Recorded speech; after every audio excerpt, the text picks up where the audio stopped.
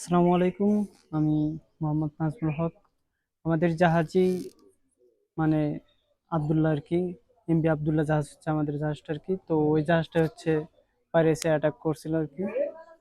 তো আমাদের জাহাজটা হচ্ছে আফ্রিকা থেকে দুবাইয়ের উদ্দেশ্যে হচ্ছে রওনা করছিল। তো আমরা যখন আফ্রিকা থেকে দুবাইয়ের উদ্দেশ্যে রওনা দিছি, তো ওই এরিয়াটা হচ্ছে সোমালিয়ানদের এরিয়া। ওই এরিয়াটা হচ্ছে অনেক হাই রিস্ক এরিয়া আর কি, যতটা আমরা শুনছি আর কি। তো ওইখানে অনেক জাহাজকেই আর কি ওরা আটক করে। তো আমরা এগুলো শুনে আমাদের ক্যাপ্টেন স্যার তো আগে থেকে জানতো আর কি। তো আমাদের দিয়ে সব দরজা জানালা সবকিছু আটকে রাখতো আর কি, যে যাতে বাইরে থেকে যাতে কেউ উপরে উঠে যাতে অ্যাকোমোডেশনের ভিতরে না আসতে পারে আর কি। তো আমরা একদিন যেদিন আর কি ওরা উঠছে আর কি, তো ওই দিন হচ্ছে আমাদের ওইখানে প্রথম রোজা আর কি, প্রথম কি দ্বিতীয় রোজা আর কি। তো আমরা ওই দিন 8টার দিকে হচ্ছে কাজে গেছি। তো কাজে যাওয়ার 10টার দিকে আমাদের ব্রিজ থেকে অ্যালার্ম বাজতেছে এবং ওয়াকি টকিতে বলতেছে আপনারা সবাই ডেক থেকে অ্যাকোমোডেশনের ভিতরে উঠে আসেন। তো আমরা উঠে গেছি। যে ফার্স্টে দু একজন ব্রিজে গেছিল, যা ওই যে আপনারা হয়তো প্রথম ভিডিওটা দেখতে পারছেন আর কি, ওই ভিডিওটা করছিল আর কি। তো আমরা পরে জানতে পারলাম যে আমাদের জাহাজে পাইরেসি অ্যাটাক করছে আর কি, পাইরেসি উঠছে, যাকে জলদস্যু বলে আর কি। তো ওরা যখন উঠছে এটা জানার পর আমরা আগে উপরে যাইনি আর কি। আমাদের সেকেন্ড স্যার এবং ক্যাপ্টেন স্যার হচ্ছে ডেকে সবাইকে বলছে যে তোমরা সবাই ব্রিজে চলে আসো। তো আমরা ব্রিজে যা দেখি যে আমাদের স্যারদের দিকে হচ্ছে পিস্তল তাক করে রাখছে আর কি, বড় বড় গান পিস্তল এগুলো তাক করে রাখছে। পরে দেখে আমরা সবাই সিলিন্ডার করলাম। সিলিন্ডার করার পরে সবাইকে এক জায়গায় রাখলো। রাখার পরে কিছুক্ষণ পরে আমাদের সবার কাছ থেকে ফোনগুলো আগে নিয়ে নিল। ফোনগুলো নিয়ে নিল, ওখানে কিছু টাকা পয়সাও নিছে আর কি আমাদের কাছ থেকে। মানে ফার্স্টে এগুলো নিছে, এরপর আবার ওরা নতুন করে ফোন নিছে, ল্যাপটপ নিছে, টাকা নিছে, এগুলো নিছে। নেওয়ার পরে আমরা তো ফার্স্টে যখন ওরা উঠছে আমরা তো অনেক ভয় পেয়ে গেছিলাম, যেহেতু জীবনে ওদের সাথে কখনো দেখিও নাই, ওদের সাথে মোকাবেলা করা হয়নি আর কি, যে ওরা কেমন হ্যান ত্যান শুধু শুনতাম, জানতাম না আর কি। তো ওদেরকে দেখে ভয় ভয়ে থাকতাম 10-15 দিন, তো অনেক ভয় ছিলাম আর কি।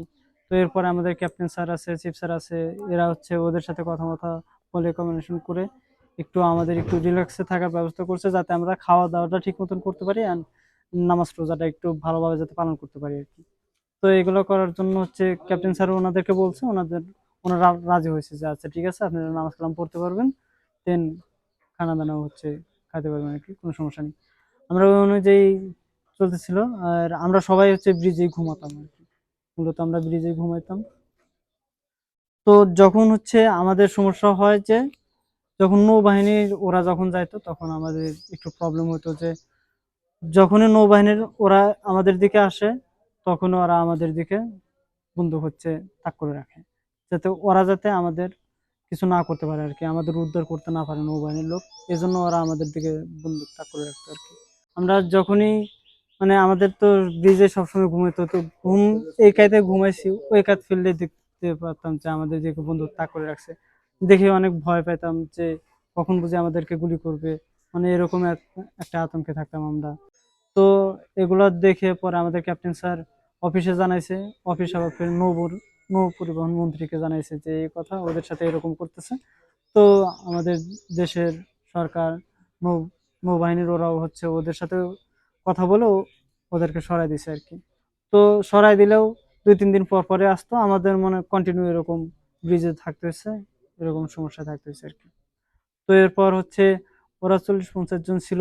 আমাদের খাওয়া দাওয়ারও একটু সমস্যা হয়েছে, রান্না বান্না করার সমস্যা হয়েছে, যেহেতু একটা চুলা ছিল, ওরা রান্না বান্না করতো। এরপরে আমাদের চিফ কুক সুযোগ পাইতো, তখন সে আমাদের জন্য রান্না বান্না করে আমাদেরকে খাওয়াতো আর কি। এজন্য একটু চুলা নিয়ে রান্না বান্না করা নিয়ে একটু সমস্যা ছিল। ফ্রেশ ওয়াটারের সমস্যা ছিল, যে আমরা গোসল করার একটা প্রবলেম হয়ে গেছিল, যে পানির শর্ট হয়ে যাচ্ছিল, এই জন্য গোসল করার একটা প্রবলেম হচ্ছিল। তো এরপরে যখন আমরা জানতে পারলাম যে ঈদের আগে আমাদেরকে সার্ভে হ্যান ত্যান, তো এগুলো আমরা যখন শুনতে পারলাম মনের ভিতর ভালো লাগতেছিল। এরপর আমাদের কোম্পানির জাহাজের আগে একটা মানে ওরা একটা ছিল আর কি।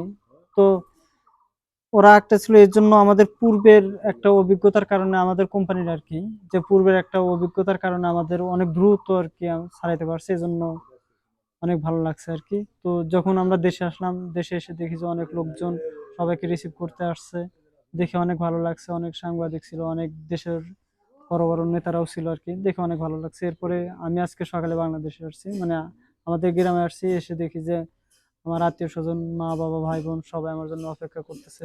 অনেকদিন পর গ্রামে পা রাখছি, গ্রামের সবাই দেখতে আসছিল, খুবই ভালো লাগতেছে আর কি। সবাইকে দেখে সবাই সাথে কথা বলে অনেক ভালো লাগছে আর কি। ছেলে যে সময় একটা ছিল, বিভিন্ন এলাকার মানুষ আসলে আত্মীয় স্বজন গ্রামবাসী সবাই অশান্তি, আত্মীয় স্বজন সবই অশান্তি। সবসময় সবেরই খালি খবর কি হইলো, কবে আসবো, কবে কথা কব, আমরা এই আশা নিয়ে বসে আছি। সবই অশান্তিতে ছিলাম ওই সময়। ছেলের সাথে কথা বলতে পারিনি, কে খুবই খারাপ থাকছে, খুবই কষ্টের দিন গেছে, কথা বলতে পারিনি। তো আজকে ছেলে কাছে আইছে, ছেলে খুবই শান্তি পাচ্ছে। হ্যাঁ, তো শুনে হেরেই পরের দিন হাসপাতালে ভর্তি হয়েছিলাম, শুনেই অসুস্থ ছিল, হার্টের সমস্যা বেড়ে গেছিল, তাকে হাসপাতালে নিয়ে ভর্তি হয়েছিল।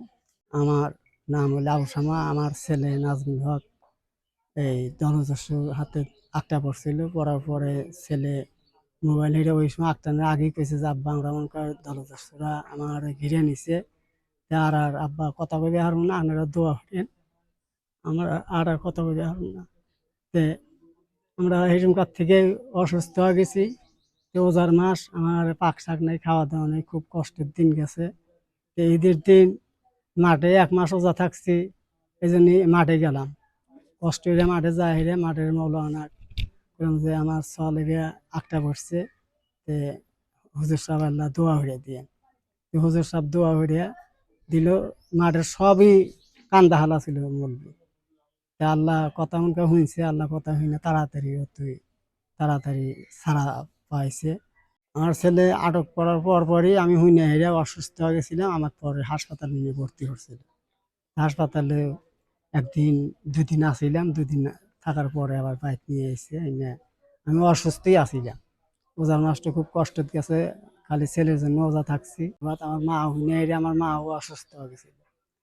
তার দাদা নাইকে, আমার আব্বা নাইকে, আমার মা ওইদিকে আছে, আমার বুড়া মানুষ, নাতির জন্য হেও অসুস্থ হয়ে গেছিল। আমার মা তো খালি মনে করে কান্দিছে, আমার পরিবারও কেউ কান্দিছে। আমি তো চারটা একটু খাচ্ছি, কিন্তু আমার ওয়াইফ খাওয়া দাওয়াই বাদ দিছিল একবার। ভোর 4টার সময় ফোন দিলাম, বেদা করলো যে আব্বা যমুনা সেতু পাশে। তে হেসুমঘাট থেকে উঠে হেরে নামাজ কালাম পড়ে হেরে অপেক্ষা আছে যে চল কখন আসবো। তো চল আসার হাতে হাতে চলক জড়িয়ে ধরছি, আত্মার মতন নিছি। আজ 5 মাস পরে ছেলেকে দেখছি, দেখে আত্মারও খুব শান্তি হয়েছে। আত্মীয় স্বজন আসছে, এসে দেখা সাক্ষাৎ করতেছে, গ্রামবাসীও দেখা সাক্ষাৎ করতেছে। সরকারের কাছে ধন্যবাদ, মালিক পক্ষ ছাড়া আনছে ধন্যবাদ। আপনার কাছে কান্দাকাটি করছি, জানলা তুমি একটু সল 23টা সল আটকাইছো। সবাই বাপ মা জানি সল কোদে পায়, তারপরে যে একটু আত্মা সাঁতা যায়, তার যে আত্মা জানি ভরে যায়। তাহলে আমার কাছে কান্দাকাটি করছি যে আপনারও হাতে আসিলেন, আসা যাওয়া করছেন, আল্লাহ সাহস ঠেকছে, খুবই ভালো ঠেকছে। সল বাইতে আসার কথা হইয়া খুশি হয়েছি, কিন্তু মোটামুটি পাখাপাখি খুশি হয়নি। কি হল যে বাইক না আসা পর্যন্ত, ফলে মুখ না দেওয়া পর্যন্ত, বইয়ের হাতে আজা না পর্যন্ত শান্তি নেই। কে আল্লাহ খুশি, সবার আল্লাহ দোয়া হচ্ছে, আল্লাহ রাত পাচ্ছি, সবাই দোয়া হচ্ছে, সবাই সবাই নিয়ে সবাই কান্দাকাটি হচ্ছে। খুশি হচ্ছি বাবা, আত্মা বেড়ে গেছে। বইয়ের হাতে নসিলাম না, কাঁদছি। এ পর্যন্ত দোয়া হচ্ছি জাহানি পারলাম না, কিয়ামতের 4 দিন আগে জানি আমার এই সল জানি বেঁচে থাকে। এইবার দোয়া করছি, একটু সল 5টার মধ্যে একটু বেটা আর একটু বেটি, খুব করছি যে আত্মা বেড়ে গেছে বাবা। আমার আত্মা সাঁত হয়েছে, আল্লাহ জানি বাঁচা রাখে, দৈনাথ জানি বাঁচা দেখেছি যেন দৈনাথ চলে আসে। আমি সেদিন বাইচা ছিলাম না, গেছিলাম বিটির বাড়ি। যেদিনকে আটকাইছে তারই পরের দিন আমি বাইতাছি, অন্য এক হাত ধরে আইসে এই জায়গায় তাহলে বাইতে তো ওখানে বসে বেটার কাছে বসে কান্দে। আমি একটু চেক করে দিছি, জিয়াকে বসি কোথাও না, আমার সব শরীরে ইরে ইরে উঠলো। আমার বড় বেটা ধরে এনে ফ্যানের তলে হইলো, আমার পিঠে হাতে আসছিল। মেলা মানুষজন জুটে গেল করে, আপনি আর চিনে পাচ্ছে না।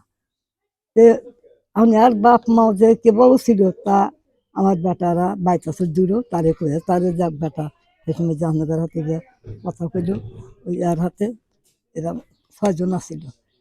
বেশ সুন্দর হয়ে মাঠে পেটা কইল যে আমার ভাই বউ ভাই এগার মুখ বুঝে চারিবার আমার দেহ ফেটে গেছে খালি এগার খাওয়া দাওয়া আসল না রোজার মধ্যে আমার খাওয়া দাওয়া নাই এগার খাওয়া দাওয়া বন্ধু আমারও বন্ধু খুবই দুঃখিত ছিল খুবই শোক ছিল যখন পাইতেছে খুশি আছি আল্লাহ বাঁচাইছে 10 জনও বাঁচাইছে আল্লাহর দোয়া আমরা সবারই দোয়া হচ্ছে পর্যন্ত মসজিদ করে নামাজ পড়ে নিয়ে যা সব দোয়া হয়ে কান্দে কথা হয়েছে